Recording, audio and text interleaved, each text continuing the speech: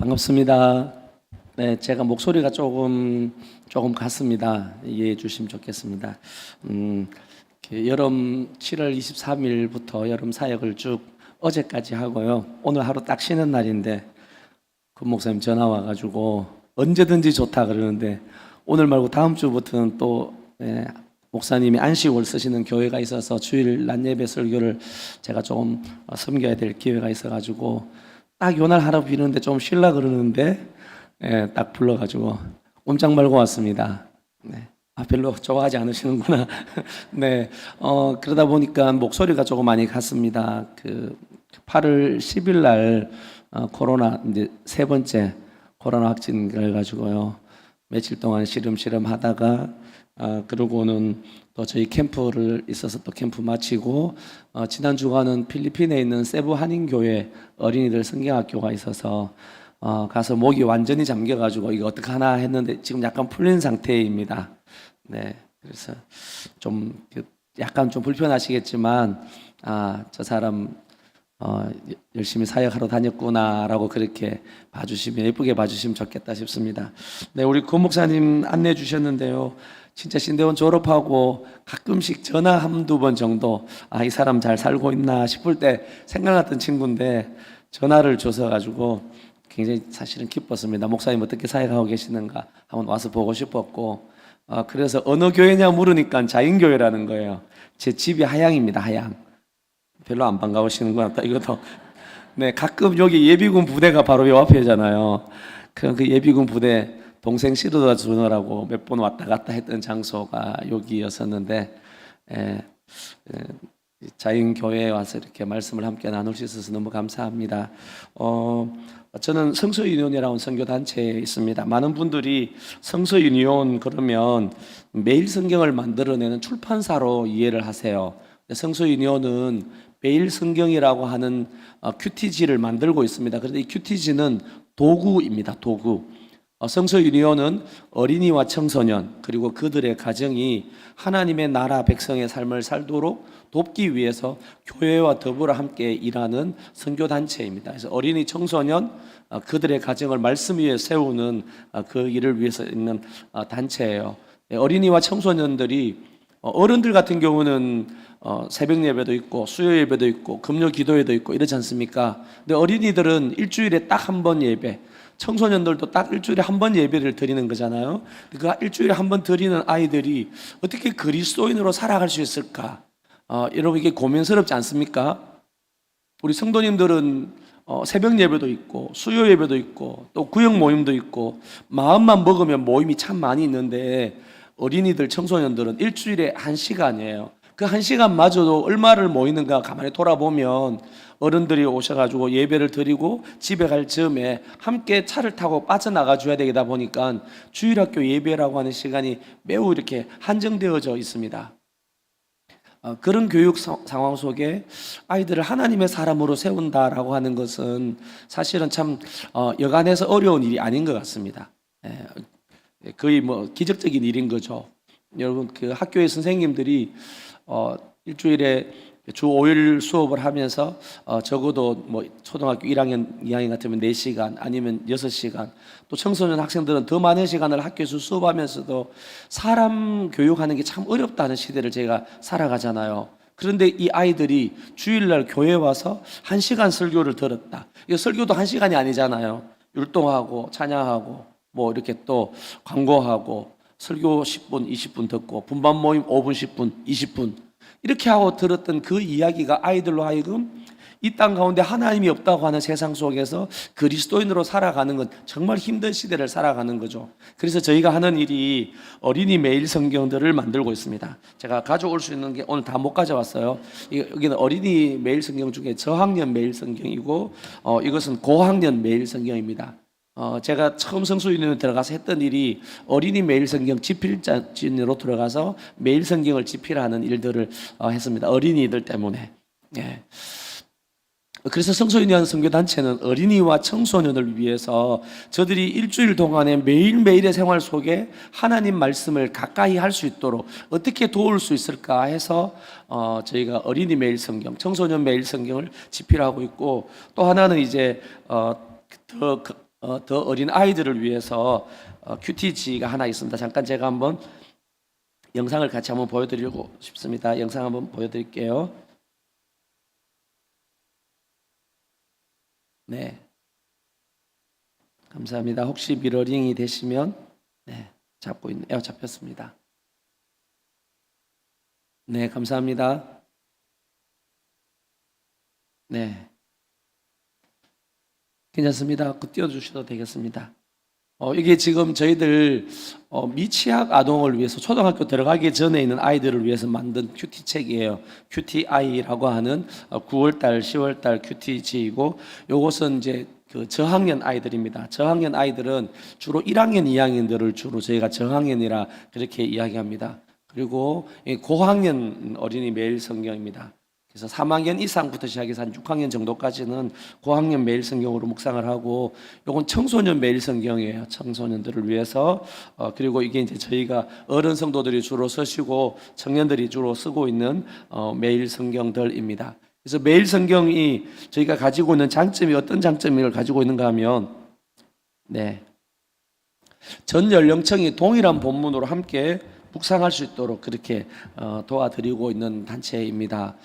부모님이 묵상한 말씀을 아이들도 가정에서 함께 묵상하고, 또 청소년들과 부모님 또 형아들 이렇게 조금 연령층이 있는 가정에 보면 자녀들이 한 2명 정도 있을 때 초등학생도 있지만 중학생이 있을 수도 있고 초등학교 저학년이 있기도 하고 유치원생이 있을 수도 있지 않습니까? 그런 가정에게 모두가 동일한 본문으로 분량은 조금씩 정리되어 있지만 함께 그 말씀을 읽고 대화를 나눌 수 있다라는 거죠.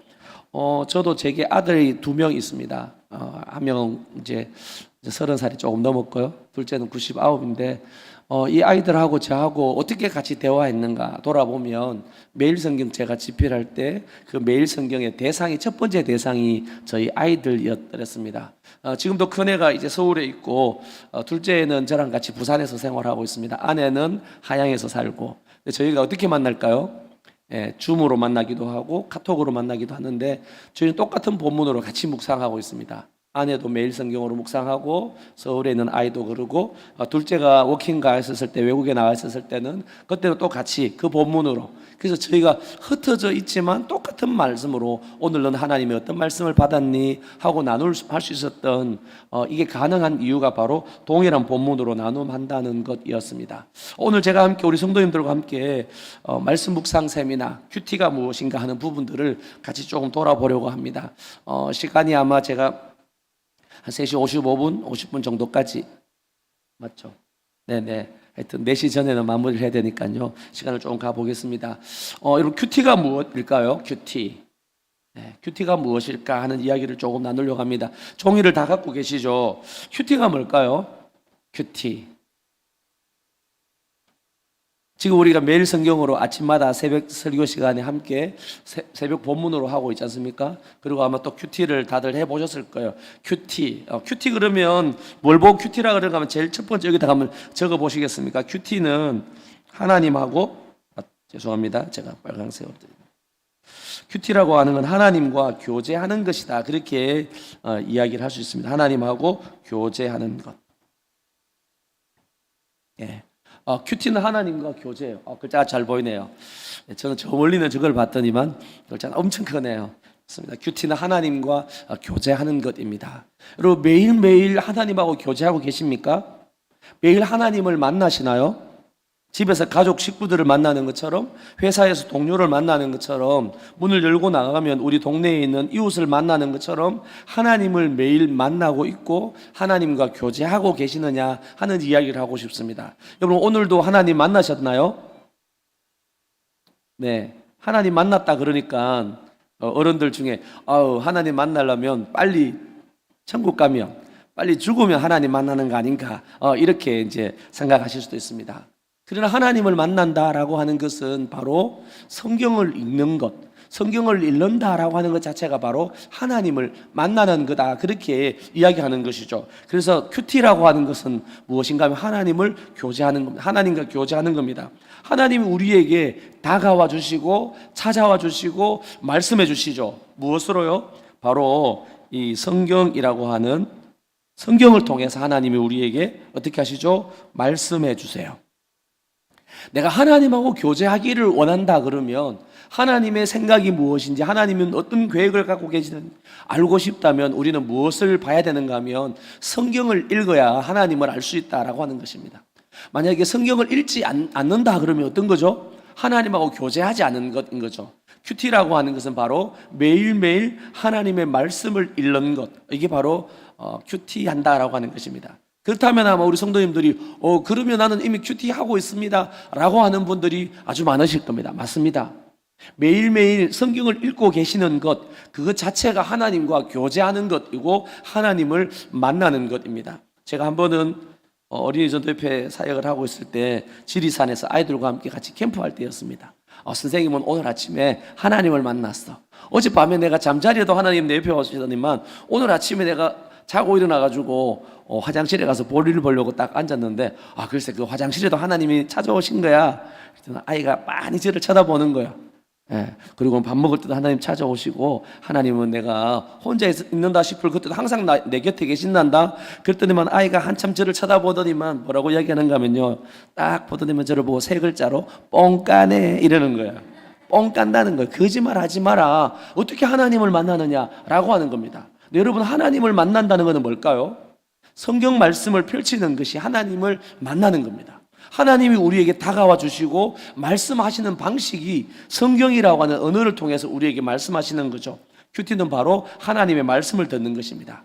그리고 그 다음에 큐티는 그 하나님 들은 말씀에 이것은 기도손이다 이렇게 말씀을 드리고 싶습니다. 기도로 하나님께 반응하는 것, 이게 바로 하나님과 교제하는 것입니다. 큐티라고 하는 것은 하나님의 말씀을 듣고 그 들은 바 말씀에 내가 반응해서 하나님, 제가 제 삶에 어려운 난관이 있을 때 참 지금 그 누구로부터 내가 아무도 나를 도와줄 리 없다라고 싶을 바로 그 순간에 주님이 바로 저의 조력자였었군요. 오늘 아침에 여러분 받았던 말씀이죠. 오늘 말씀 제목이 뭐였습니까?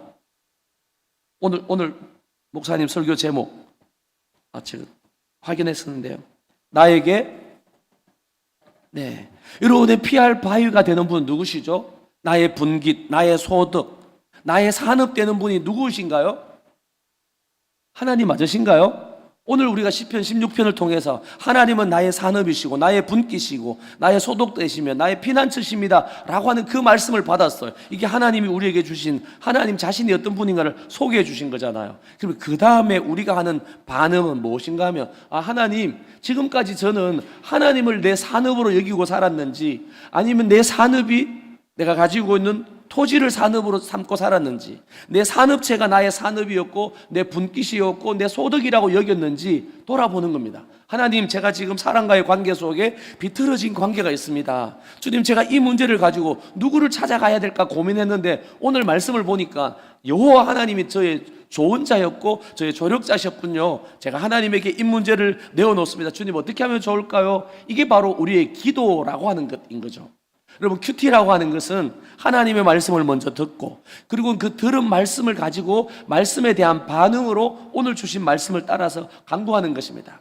여러분, 오늘 말씀 가운데 한번 여러분들에게 다시 한번 질문해 보겠습니다.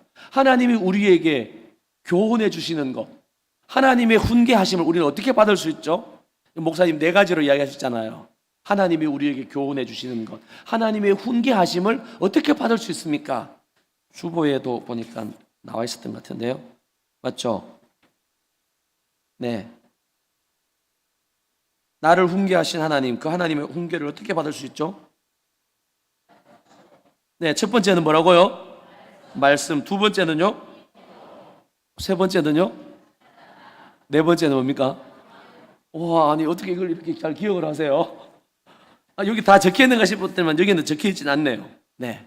그러니까 하나님의 훈계하심, 하나님의 교훈하심을 우리가 어떻게 받아갈 수 있습니까? 그 첫 번째가 바로 말씀이었다라는 것이지 않습니까? 그렇다면 그 들은 바 말씀을 가지고 하나님, 제가 하나님으로부터 교훈과 바르게 교육해 주심, 하나님 바른 길을 안내해 주시는 길이 말씀이었군요. 그러면 제 생활 속에 말씀을 얼마나 가까이 했는가 돌아보고, 말씀 가까이 하지 못한 내 생활, 하나님 앞에 이 문제를 두고 얼마나 기도했는지, 사람들과의 관계 속에서 어떻게 하고 있는지, 이런 문제를 말씀을 들은 대로 그 말씀 앞에 반응하는 것, 이걸 보고 큐티다 그렇게 이야기합니다. 이렇게 하나님과 교제하면 어떻게 되는 걸까요? 하나님을 뭐 하는 거요? 닮아가는 겁니다. 하나님을 닮음.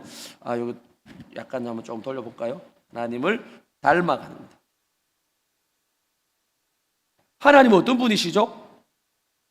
하나님이 거룩하신 분이시기 때문에 우리가 그 하나님을 닮아가는 것 역시 말씀과 기도로 하나님을 닮아간다, 그렇게 이야기합니다. 자, 두 번째 큐티가 뭘까요?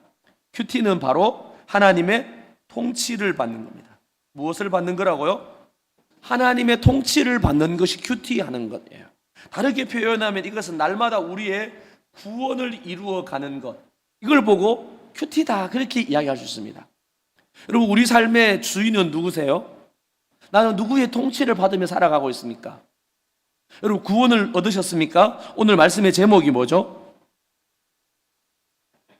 네, 구원에 이르는 길. 오후 시간에 세미나의 주제를 제가 구원에 이르는 길이다, 그렇게 이야기했습니다. 그리고 구원이 무엇일까요? 예수님을 알지 못하던 저희들이 예수 그리스도를 주라고 고백하고 그 예수님이 우리의 죄를 위해서 십자가 죽으시고 다시 3일 만에 살아나신 그 사실을 시인하고 믿음으로 구원을 얻는다, 맞습니다. 그건 죄에서부터 구원함을 얻는 것이죠. 그러나 매일매일의 삶에 죄의 통치를 받던 삶에서 더 이상 죄의 통치가 아니라 하나님의 통치 안으로 들어가는 것, 이걸 보고 구원을 받는다, 이걸 보고 구원을 누린다, 그렇게 이야기하는 거지 않습니까? 그럼 구원을 받는다라고 하는 것, 하나님의 통치를 받는다라고 하는 것은, 그것은 바로 예수님의 제자의 길을 걸어가는 거예요. 여러분, 예수님이 제자들이 와서 예수님에게 묻지 않습니까? 예수님, 제가 어떻게 하면 예수님을 따라가겠습니까? 제가 예수님의 제자가 되기를 원합니다. 그렇게 말할 때 예수님이 아무든지 나를 따라오려거든, 나의 제자가 되려거든 어떻게 하죠? 자기를 뭐라고요? 부인하고, 자기를 부인한다라고 하는 것, 이게 바로 하나님의 구원을 누려가는 겁니다. 하나님의 통치를 받는 겁니다. 내가 내 본성대로, 내가 살고 싶은 대로, 내가 생각하고 계획한 대로 살아가는 삶이 아니라 내 생각과 내 계획을 다 내려놓고 포기하고 하나님의 뜻이 무엇인지 하나님의 통치를 받아가는 것, 이걸 보고 구원이다, 그렇게 이야기합니다. 이걸 다르게 표현하면 큐티라고 하는데, 이 큐티는 이렇게 한번 그림을 그려보겠습니다. 이거 조금 어려운 그림입니다. 이게 뭐 같습니까? 이거 좀 또 천천히 한번 그려볼게요. 한번 따라 그려보십시오. 요렇게. 이게 뭐 같아요? 저는 왕관이라고 했는데 왕관 아닌 것처럼 보이는 것 같습니다. 이게 왕관이에요, 왕관. 내 삶의 주인이 누구이신가 묻고 싶습니다. 그럼 큐티한다는 것은 뭘까요? 큐티하는 것은 하나님의 통치를 받는 거예요. 내가 주인된 삶을 살지 아니하고 하나님의 통치를 받는 것입니다. 지금까지는 죄의 통치를 받고 사탄의 통치를 받았다면 이제는 죄의 통치가 아니라 하나님의 통치를 받는 자리로 나아가는 것, 이걸 보고 큐티다, 그렇게 이야기하는 겁니다. 자, 마지막 큐티가 무엇인가 하는 이야기를 한번 나누고 싶습니다. 큐티가 뭘까요? 큐티는 하나님을 예배하는 겁니다. 큐티가 뭐라고요? 네, 하나님을 예배하는 거예요. 예배한다는 것은 무엇을 예배하는 거다라고 이야기할 수 있습니까? 예배하는 것. 그 예배는 성경에는 세 가지를 이야기하고 있습니다. 첫 번째는 예배한다는 것은 이 세상을 따라가지 않는 삶을 살아가는 거예요. 예배한다라고 하는데, 예배를 드렸다고 하는데, 예배를 드리고 예배를 하나님 앞에 하나님을 경배하는 예배를 드렸음에도 불구하고 여전히 세상 방식을 따라 살아가고 있으면 그건 하나님을 예배한 게 온전한 예배를 드렸다고 할 수 없습니다. 예배를 드린다는 것은 무엇일까요? 두 번째는 자기 자신을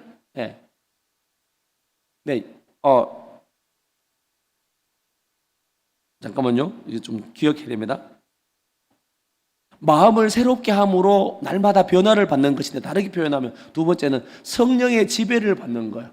이게 예배를 드렸다라고 하는 겁니다. 지금도 내가 예배하고 있다라고 말하면 마음을 새롭게 함으로 변화를 받아서 날마다 성령의 인도하심을 따라 살아가고 있으면 그게 예배예요. 주일날 함께 모여가지고 공예배로 예배는 드렸으나 하나님의 말씀으로 성령이 나를 인도하지 않으면 그리스도인이 될 수 없는 것이잖아요. 지금도 우리가 예수를 주라고 고백하는 것, 그건 성령이 일하시기 때문이신 거지 않습니까? 예배한다는 것은 성령의 인도하심을 따라 살아가는 거예요. 예배를 드렸다, 내가 예배하고 있다라고 하는 것은 마지막 세 번째 이야기는 하나님의 선하시고 기뻐하시고 온전하신 뜻이 무엇인지를 분별하며 살아가는 것, 이걸 보고 예배를 드렸다라고 말할 수 있습니다. 자, 우리 같이 한번 누가복음 10장에 가만히 주보로 하나 꽂아 두시고요. 로마서 12장을 한번 가보겠습니다. 로마서 12장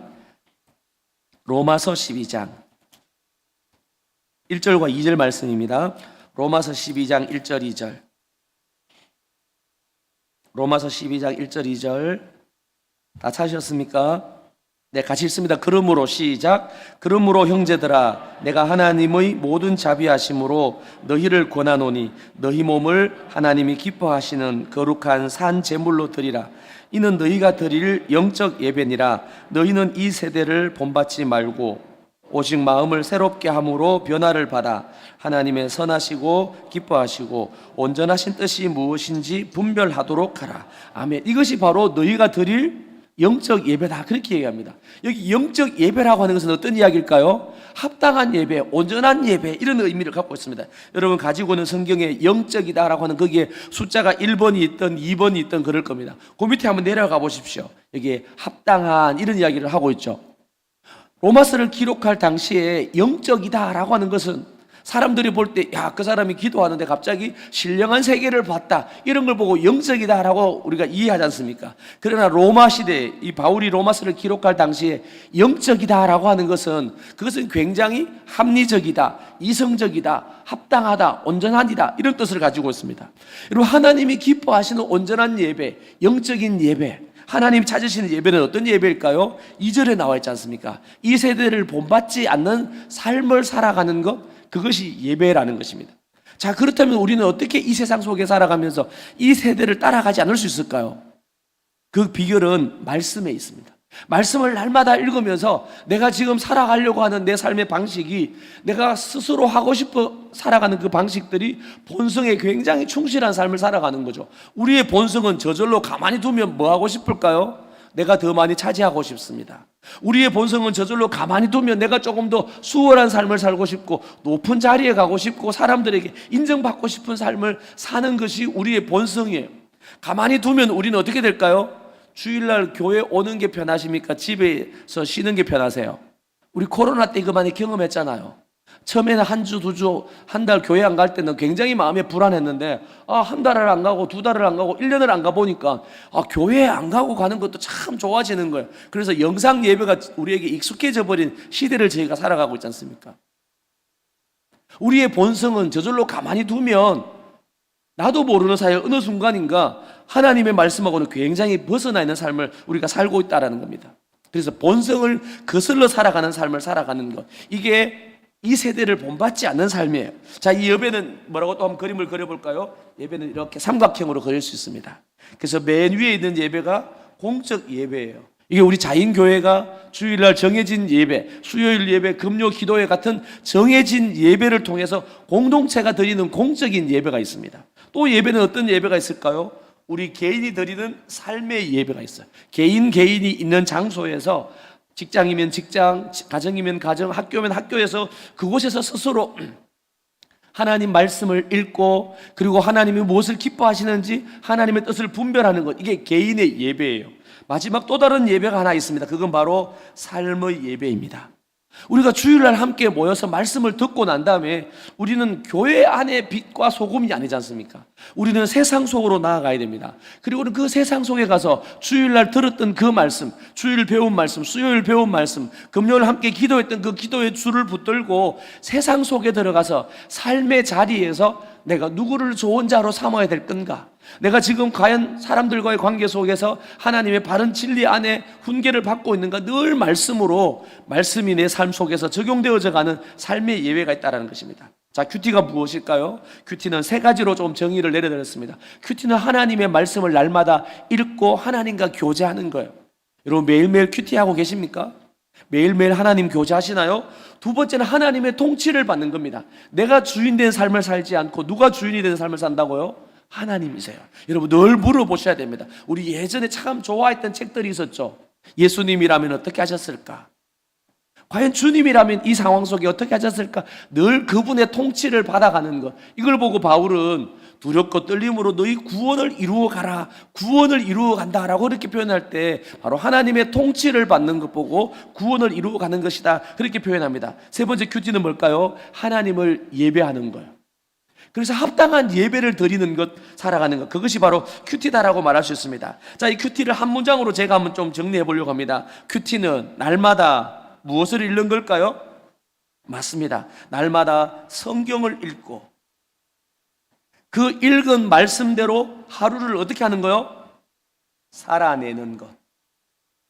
이걸 큐티라고 할 수 있습니다. 날마다 성경을 읽고 그리고는 그 읽은 말씀이 뭘 말하고 있는지 기억하시는 거죠.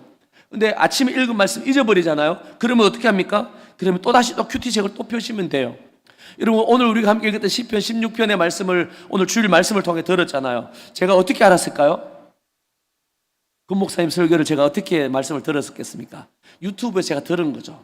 사랑하는 성도님들, 유튜브에 들어가셔가지고 매일마다 들으시면 됩니다. 오늘 들었던 주님의 말씀을, 목사님을 통해서 들었던 그 말씀을 일주일 동안 매일 살아내려면 주일날 하루 들었던 말씀으로 그치지 마시고 유튜브에 들어가서 계속해서 검색해 보는 겁니다. 하루를 시작하시면서 오늘 설교가 시간이 보니까 29분 정도 되더라고요. 그러니까 30분만 사용하시면 돼요. 말씀을 또 듣고 또 듣고 또 들으면서 이번 한 주간 동안에 나는 누가 나의 조력자인가, 누가 나의 조언자인가, 그 말씀을 계속 생각해 보시고 일주일의 매일의 생활 속에, 말씀 속에서 하나님의 말씀을 삶으로 살아내는 것, 이걸 보고 큐티라고 그렇게 말할 수 있습니다. 자, 두 번째 여러분들에게 말씀드리고 싶습니다. 자, 그러면 내가 하나님과의 만남을 위해서 구별하여 둔 시간과 장소가 있는가, 이거 한번 정해 보셔야 됩니다. 여러분, 내가 하나님을 만나기 위해서 구별하여 둔 시간과 장소가 있으신가요? 네, 저는 언제 하는가 하면요, 저는 보통 밤 11시에 합니다. 아무도 저를 부르지 않는 시간에, 제가 이 시간에 폰만 내려놓으면, 폰만 비행기 모드를 만들어두면 아무도 저를 부르지 않는 그곳에 저 혼자 하나님을 만날 수 있는 시간, 저는 밤 11시에 내일 본문을 가지고 큐티를 해요. 여러분도 시간을 한번 정해 보십시오. 내가 하나님과의 만나는 시간, 다른 그 누구보다 먼저 그분을 만나고 오늘 하루를 어떻게 살았으면 좋을까 하면서 하나님의 통치를 받고 하나님의 뜻을 분별하기 위해서 구별되어진 나의 시간이 있는가 한번 적어 보시면 좋겠습니다. 시간을 잠깐 드리겠습니다. 한번 찾아보십시오. 내가 하나님과의 만남을 위해서 떼어놓고 싶은 시간.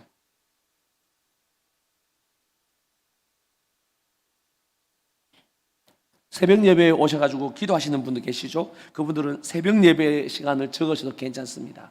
그리고 새벽 예배를 마치고 그냥 가시지 말고 잠깐 교회 밑에 가서 날이 조금 밝아졌을 때 다시 오늘 아침에 읽었던 그 말씀을 스스로 또 읽어보는 것도 좋은 하나님과의 만남의 장소를 정한 거다 하실 수 있습니다.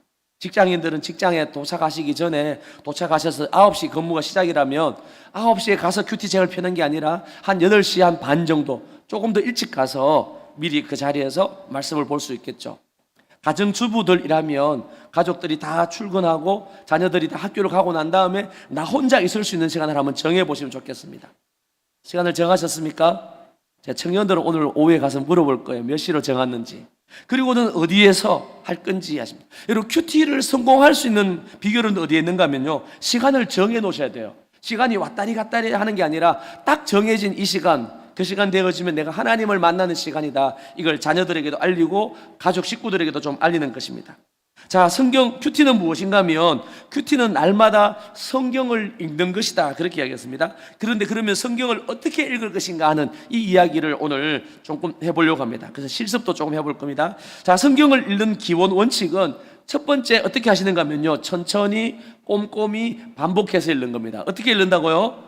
천천히, 네, 천천히 읽으셔야 됩니다. 우리는 굉장히 성경을 빨리 읽거든요. 그래서 요즘 왜 우리 이제 통독 프로그램에 가면 1.2배속, 1.5배속, 때로는 막 더 빨리 해가지고 막 읽습니다. 물론 그런 통독도 필요해요. 그러나 큐티라고 하는 것은 통독이 아니고 정독하는 겁니다. 천천히 이게 무슨 말씀인지 뜻을 분별할 수 있도록 다시 묻고 하는 부분들입니다. 그래서 천천히는 어떻게 하는 건가 하면요, 적어보실래요? 소리내어 입으로 읽는 겁니다. 성경을 읽을 때 어떻게 읽는가 하면 눈으로 읽잖아요. 눈으로 읽지 마시고 오늘 훈련하시고 한번 집에 가서 연습 한번 해보십시오. 소리 내어서 읽는 겁니다. 천천히 또박또박. 예, 그래서 천천히 소리 내어 읽기입니다. 두 번째는 어떻게 읽는 건가 하면요, 꼼꼼히 읽는데 어떻게 하는가 하면 표시하며 읽는 겁니다. 책에다가 동그라미도 해보고 네모도 해보고 표시하며 읽기 하는 겁니다. 우리 오늘 오후 시간에 제가 청년들하고는 이 표시하며 읽기를 연습해 보려고 합니다. 그리고 성경 말씀은 적어도 반복해서 읽으셔야 돼요. 몇 번요? 성경이 뭘 말하려고 하는지, 오늘 나에게 하나님이 들려주시고자 하시는 말씀이 무슨 말씀인지 알 때까지는 반복해서 들으셔야 돼요. 우리 장로님들, 권사님들, 우리 집사님들에게 말씀드리고 싶습니다. 이번 한 주간 동안에 나에게는 좋은 자가 누가 있는가? 오늘 말씀의 제목이 뭐라고요? 나에게 좋은 자가 있는가? 나에게 조력자가 있고 나에게 충고해 줄 수 있는, 조언해 줄 수 있는 이 좋은 자가 나에게 누가 있는가? 여러분 돌아보시고 이번 한 주간 동안 목사님의 설교를 유튜브에서 매일마다 한번 들어보십시오.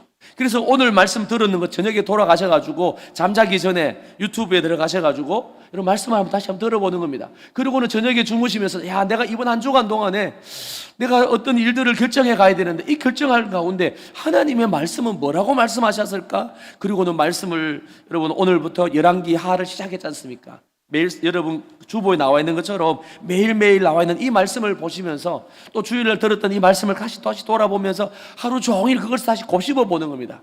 시간 나면 커피 가게에 앉으셔가지고 거기서 한번 검색 한번 해보시면서 다른 검색하지 마시고 다시 또 어디 들어가야 될까요? 자인교회 유튜브에 들어가셔가지고 목사님 설교 또 들어보는 거예요. 그리고는 나에게 좋은 자는 누가 있는가? 늘 계속해서 이걸 반복하고 곱씹는 겁니다. 묵상한다라고 하는 것은 바로 되새김질하는 거예요. 네, 여기 자인에도 자인은 뭐가 유명하죠? 자인 소고기 맞습니까? 네, 자인 소고기 아닌가요? 여기 자인에 가끔 와서 소고기 집에 가서 먹었던 기억이 납니다. 근데 소가 뭐 하는 짐승인가 하면 되새김질하는 짐승이잖아요. 이 되새김질 한다는 것이 바로 묵상한다라고 그렇게 표현할 수 있습니다. 이 묵상한다고 하는 것은 계속해서 그것을 다시 떠올려보고 하는 거예요. 여러분 하나님의 백성들이 늘 뭐 하는 사람이 되는가 하면 묵상하는 사람이 되어야 되는 겁니다. 그래서 그 말씀을 다시 계속해서 떠올려보는 겁니다. 언제까지 말입니까? 그 말씀이 생각나고 이해되어질 때까지 계속해서 반복하는 겁니다. 자, 성경을 읽는 원칙 첫 번째 뭐라고요? 천천히 꼼꼼히 반복해서. 네, 언제까지 읽으라고 참 힘들 것 같아서 제가 저희들 성소인에서는 최소 3번은 읽으라 그렇게 말씀합니다. 본문을 한번 읽고 소리내서 읽어보고 그리고 읽으면서 중요한 단어 반복되는 단어들을 표시하며 읽어보고 또 읽고 하면서 적어도 반복해서 3번 정도는 읽으시라 그렇게 얘기합니다. 이 3번 반복해서 읽으면서 해야 될 일이 무엇인가 하면요, 질문을 하셔야 되는 거예요. 야, 오늘 본문 속에서 하나님은 어떤 분이시지? 이걸 질문하는 겁니다. 하나님은 어떤 분인가? 여러분 오늘 시편 16편 속에서 하나님은 어떤 분이었습니까? 다시 또 다르게 표현하면 우리가 오늘 읽었던 누가복음 10장 25절부터 42절 말씀 속에 하나님은 어떤 분이실까요? 예수님은 어떤 분이실까요? 우리 이 이야기를 잠깐 나눠볼 겁니다.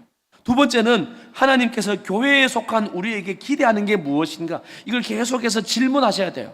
과연 하나님이 예수 그리스도로 말미암아 모든 죄에서부터 구원함을 얻고 새로운 이스라엘 백성, 새 언약 백성으로 창조된 교회에 속한 우리에게 기대하는 건 무엇일까? 이 문제를 계속 질문해 가는 겁니다. 특별히 여러분 우리가 오늘부터 열왕기를 묵상하잖아요.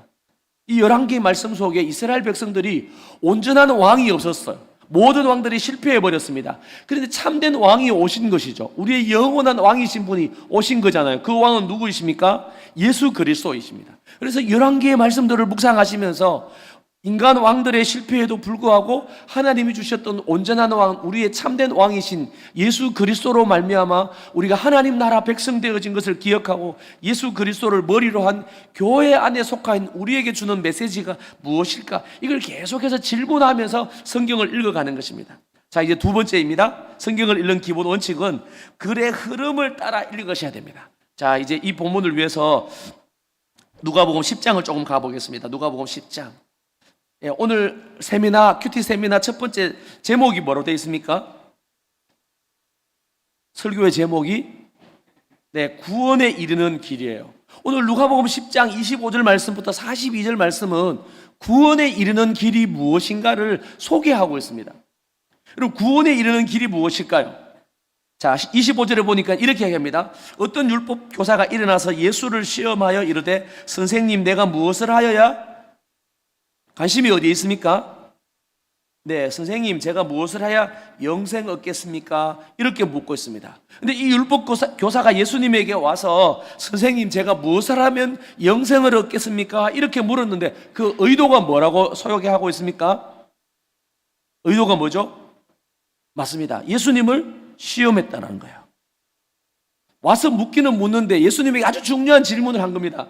예수님, 선생님, 제가 무엇을 해야 영생을 얻겠습니까? 이 영생을 얻는다라고 하는 이야기는 다르게 표현하면 선생님, 제가 어떻게 하면 구원을 얻겠습니까? 이런 표현입니다.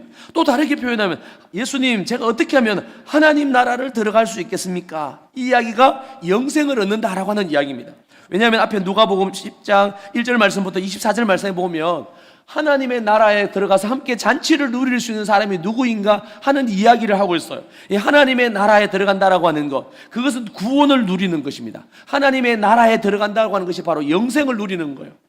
예수님, 선생님, 제가 무엇을 해야 영생을 얻겠습니까? 이렇게 묻습니다. 여러분, 우리가 어떻게 하면 구원을 얻죠? 예수님이 대답하시네요. 예수께서 말씀하셨습니다. 예수님 뭐라고 말씀하십니까? 영생 얻는 길, 구원 얻는 길, 어디에 기록되어 있다고요? 네, 율법에 무엇이라고 기록되어져 있느냐, 그리고 너는 그것을 어떻게 이해하고 있느냐, 이게 영생 얻는 길을 알 수 있는 길이다라고 그렇게 말하고 있습니다. 구원을 얻는 길, 영생 얻는 길, 하나님 나라 백성이 되는 길, 그 길은 어디에 있을까요? 그것은 말씀에 기록되어져 있습니다.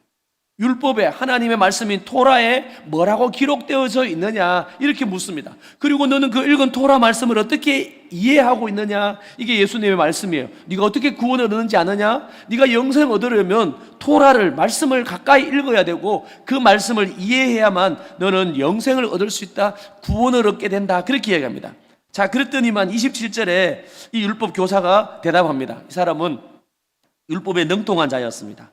그래서 27절 대답하여 이르되 뭐라고 말하죠? 마음을 다하며 목숨을 다하며 힘을 다하며 뜻을 다하여 주 너의 하나님을 사랑하고 또한 내 이웃을 내 자신같이 사랑하라 하였나이다. 이게 뭘까요? 네, 이게 바로 율법의 대강령이잖아요. 하나님 말씀의 중심 내용이 여기에 들어가 있습니다. 마음을 다하고 목숨 다하고 힘 다하고 뜻 다해서 누구를 사랑하라고요? 하나님 사랑하는 것. 또 누구를 사랑하는 거요? 이웃을 뭐같이요? 내 자신같이 사랑하는 것. 이게 영생을 얻는 길이라는 겁니다. 구원을 얻는 길, 그건 율법에 기록되어져 있는데 율법의 말씀 속에 누가 구원을 얻는가, 누가 영생을 누리게 되어지는가, 누가 하나님 나라 백성인가, 그건 그 사람이 지금 하나님을 사랑하고 있는가를 보면 이 사람이 영생을 얻은 사람인지 구원받은 백성인지 아닌지를 알 수 있다는 겁니다. 자, 여러분, 하나님 사랑한다는 건 어떻게 하는 게 하나님 사랑하는 걸까요? 하나님 사랑하는 것. 옆에 있는 분에게 한번 물어보십시오. 당신은 하나님을 사랑하고 있습니까? 한번 물어보세요.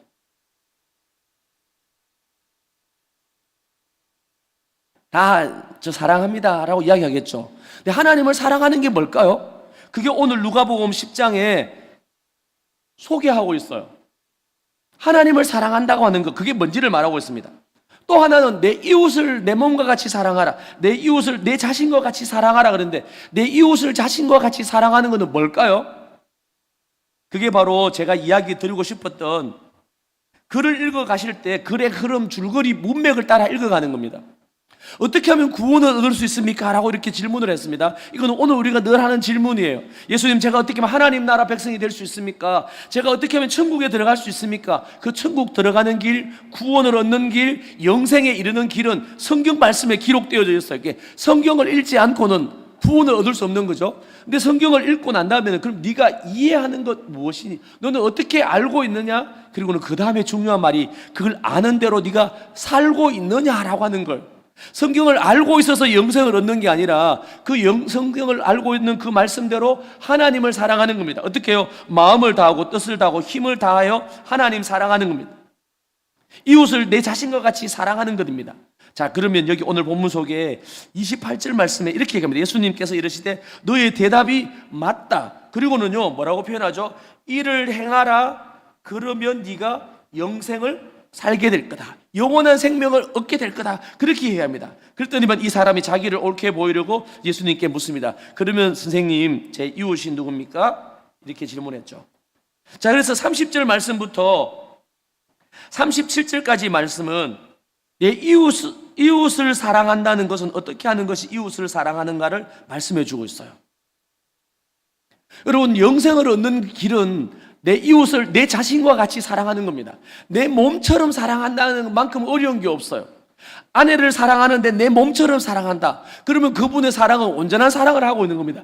영생 얻는 사랑을 하고 있는 겁니다. 남편을 사랑하는데 내 몸처럼 사랑하고 있다. 자식을 사랑하는데 내 몸처럼, 요거는 조금 가능하죠. 가끔씩 요것도 조금 의심스러울 때가 있습니다. 내 이웃을 사랑한다고 하는 것은 무엇일까요? 30절 말씀부터 37절 말씀에 보면 내 이웃을 사랑한다라고 하는 것은 내가 위험한 지경에 이를 수 있습니다. 여러분, 누가 등장하고 있습니까? 여기에 한 제사장이 나타납니다. 또 누가 나타납니까? 레위인이 나타나요. 제사장과 레위인인데 이 제사장과 레위인이 누구를 만납니까? 강도 만난 한 사람을, 어떤 사람을 만나서 그 사람이 거의 죽게 되어진 상황 가운데 있는 한 사람을 우리가 오늘 본문 속에서 만나게 되었습니다. 여러분, 오늘 본문 속에 제사장과 레위인은 영생을 누리지 못한 사람이라는 겁니다.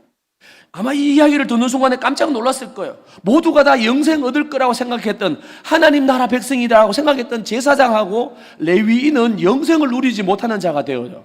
구원을 얻지 못하는 자가 된 겁니다. 왜입니까? 이웃을 사랑하지 않았기 때문이라는 겁니다. 하나님을 사랑한다라고 말하면서 이웃을 사랑하지 않는 것, 그것은 그가 하나님의 통치를 받지 않고 있는 겁니다. 자, 제사장과 레위인은 어떻게 합니까? 글을 봤어요. 다 동일하게 반복됩니다. 글을 보고 다 어떻게 하죠? 특징이 피하여 지나갑니다. 피하여 지나가요. 왜요? 왜 피하여 지나갔을까요? 아마도 많은 분들이 그렇게 이야기합니다. 이 제사장은 제사야 하는 일을 해야 되는데 피 흘린 사람을 접촉하게 되어지면 자기가 부정해지는 거예요. 그래서 자기가 제사 행위를 할 수가 없습니다. 레위인도 거룩을 늘 유지해야 되는 이가 이 죽어가는 사람, 피 흘린 사람을 만나면 자기에게 부정이 전염되어지기 때문에 하나님 앞에 온전한 제사를 행하고 하나님 앞에 레위인의 사명을 감당하기 위해서 이 사람은 이 죽어가는 강도 만난 사람을 피했을지 모릅니다. 근데 여러분, 그 다음에 보십시오. 누가 등장합니까? 어떤 한 사마리아 사람이 등장합니다. 제사장과 레위인이 이 사마리아 사람은 뭐와 같이 여기고 있는 거죠? 개와 같이 여기고 있는 자입니다. 이방인보다 더 못한 자들입니다. 사마리아인들이. 근데 이 사마리아인이 그를 보고 어떻게 하는 겁니까? 다른 점이죠. 불쌍히 여기잖아요. 제사장과 레위인은 다 피하여 가는데 이는 불쌍히 여깁니다. 그리고는 가까이 갑니다. 어떻게 합니까? 그가 가지고 있는 기름과 포도주를 그 상처에 다 붓고 사메어 줍니다. 그리고는 자기 짐승에 태워서 그를 주막으로 데려가요. 그리고 가서 그를 돌보아 줍니다. 그리고는 그 이튿날은 어떻게 합니까? 주막 주인에게 데나리온 둘을 줍니다. 이게 아주 중요한 이야기죠. 데나리온 둘의 의미가 뭘까요? 왜 데나리온 둘을 주고 갔을까요? 그리고는 이 사람을 더 돌보아 두라고. 그리고는 비용이 더 들면 돌아올 때 내가 갚겠다고. 여러분, 이 사람이 누구인가요? 이 사람이 바로 하나님의 나라 백성의 삶의 모습이라고 하는 것입니다. 나는 구원을 얻었다라고 이야기하고 나는 하나님 백성입니다. 나는 천국을 소망하고 있는 사람입니다. 라고 말하면서 내 옆에 있는 사람이 죽어가고 있는데 그 죽어가고 있는 사람을 돌볼 마음이 없고 내 소유를 풀어서 그 사람을 도와줄 마음을 가지고 있지 않으면서도 영생을 얻었다라고 말하는 것은 마치 제사장 레위인이 하고 있는 것하고 동일한 것입니다. 그들의 구원은 주님은 너희들은 회칠한 담과 같다, 그렇게 말씀하고 있는 거예요. 구원과 상관없는 백성이다. 하나님의 통치를 받지 않고 있는 백성이다. 그렇게 주님 말씀하고 있는 거예요. 여러분, 이 데나리온 둘도 아주 중요한 메시지인 거죠. 왜일까요? 한 데나리온이 성인이 하루 동안 열심히 일을 해서 벌 수 있는 품삯이 한 데나리온이잖아요. 이 사마리아 사람은 이 주막 주인에게 이틀 동안 다른 일들을 다 접어두고 이 사람을 좀 잘 돌봐가지고 생명을 회복시켜 주십시오. 혹시 이틀 동안의 경비를 주는데도 부족하다면 제가 돌아왔을 때 이걸 다 갚아주겠습니다. 이야기합니다. 여러분, 누가 구원을 얻는 백성일까요? 누가 하나님의 통치를 받으며 하나님 백성다운 삶을 살아가는 사람일까요? 여러분, 우리가 살고 있는 이 자연읍 지역에, 이 인근 지역에 아직도 한 번도 예수의 복음을 듣지 못하고 강도 만난 이웃, 강도 만난 사람, 죽어가고 있는 사람 같은 수많은 잃어져 있는 영혼이 우리 주변에 있어요. 그들을 우리들 주변에 두고서 우리는 어떻게 합니까? 내가 예배 드리는 것, 내가 교회를 섬기는 것, 이 일을 위해서 저들이 죽어가고 있는 모습을 살피고 있지 않다면 주님 바라보셨을 때 바로 오늘 이 본문 속에 나타나는 제사장하고 레위인하고 별 다를 바가 없다라는 것입니다. 우리 가까이에 정말 연약한 자들, 여러분 외국에서 와 있는 외국인 노동자들 있잖아요. 불법 체류자들이 여기 얼마나 많이 있는지 모릅니다. 우리 조금만 지나가면 진량공단에만 가도 그런 분들이 우리들 주변에 굉장히 많이 있어요. 오늘날 농장 주변에도 보면 그런 외국인 노동자들이 있습니다. 어렵고 연약한 가운데 살아가는 아이들 참 많이 있습니다. 그들을 바라보고 돌아보는 것, 그것이 바로 영생 얻는 백성, 하나님 나라를 소망하고 살기 때문에 오늘 우리가 예배 찬양하면서 했지 않습니까? 주님 다시 오실 날을 소망하고 살아간다면 우리는 이 땅에 무엇을 두고 살아갈 건가를 돌아보는 겁니다. 예수님으로부터 1만 달란트 용서를 받은 사람이라면 그 1만 달란트 용서받은 사람이 100데나리온 자기에게 빚진 동간의 용서를 안 해주고 옥에 가두잖아요. 그때 그 주인이 뭐라고 이야기합니까? 이 악한 종이라고 그를 옥에다 가두시잖아요. 하물며 하나님 아버지로부터 모든 죄를 다 용서받고 천국 백성 되어진 이들이 우리들 주변의 이웃을 돌보지 않으면서도 나는 구원받았습니다 라고 말한다면, 나는 영생을 누린 사람이다 라고 말한다면 그 영생은 점검해 봐야 된다, 이런 이야기를 하고 있습니다. 자, 하나님을 사랑한다는 건 무엇일까요? 어떻게 하면 구원을 얻을 수 있습니까? 영생을 얻을 수 있습니까? 말씀에 기록한 대로 살아가는 겁니다. 그 말씀대로 행해라 그러면 살리라, 이렇게 주님 말씀하시죠. 자, 그러면 하나님 사랑하는 건 어떻게 우리가 확인할 수 있을까요? 그건 바로 다음 문맥인 38절 말씀부터 42절에 나와 있는 말씀이 하나님을 사랑한다는 것은 무엇인지를 말해주고 있어요. 우리는 이 38절부터 42절 말씀을 종종 언제 많이 쓰는가 하면요, 여전도의 헌신 예배 때 많이 씁니다. 그죠? 네. 그리고 사실 38절부터 42절의 말씀은 여전도의 헌신의 메시지도 충분히 쓸 수 있는 말씀이지만 다른 문맥을 가지고 있는 말씀이에요. 어떤 문맥입니까? 하나님을 사랑한다고 하는 게 무엇인지를 보여주고 있는 겁니다. 하나님을 사랑하는 한 사람이 등장합니다. 누구입니까? 마르다라고 하는, 예수님을 사랑하는 한 여인이에요. 마르다입니다. 이 마르다는 예수님을 자기 집으로 뭐 했다고요? 영접해요. 여러분 10장에 가서 보시면 예수님의 제자들을 영접하지 아니하고 버리는 사람들이 있습니다. 근데 이 마르다는 모두가 예수님을 거부합니다. 9장에서 보시면 예수님이 예루살렘으로 올라가는 그 길에 사마리아 사람들이, 예루살렘 사람들이 예수님을 배척하고 받아들이지 않습니다. 그런데 이 마르다는 모든 사람이 예수님을 배척할 그 지점에 예수님을 자기 집으로 영접했어요. 그리고는 그 마르다는 준비하는 일이 굉장히 많았습니다. 무엇을 준비했을까요? 예수님에게 뭘 하려고요? 네, 예수님에게 맛있는 음식을 좀 준비해 드리고 싶어서 뭔가를 준비를 하고 있는 겁니다. 자기 집으로 초대해서 준비하고 있습니다. 마음이 분주했어요. 왜요? 준비하는 일이 많았습니다. 그래서 예수님에게 나갑니다. 주님, 내 동생이 나 혼자 일하는 것 지금 생각하지 않습니까? 그를 명해서 나를 도와라고 해주십시오. 지금 마르다는 누구에게 화가 나 있습니까? 네, 주님이에요. 주님 왜 이거 생각하지 않습니까? 주님 제발 제 동생 조금 명해가지고 날 도와주라고 말씀해 주세요. 예수님 이런 상황이 지금 안 보이십니까? 이렇게 말하고 있습니다. 자, 이때 한 여인 자기 동생 마리아는 뭐 하고 있죠? 마리아는 어디에 앉아 있다고요? 이거 아닙니다. 마리아는 주의 발치에 앉아가지고 그의 말씀을 듣고 있습니다. 누구의 말씀요? 예수님 말씀 듣고 있습니다.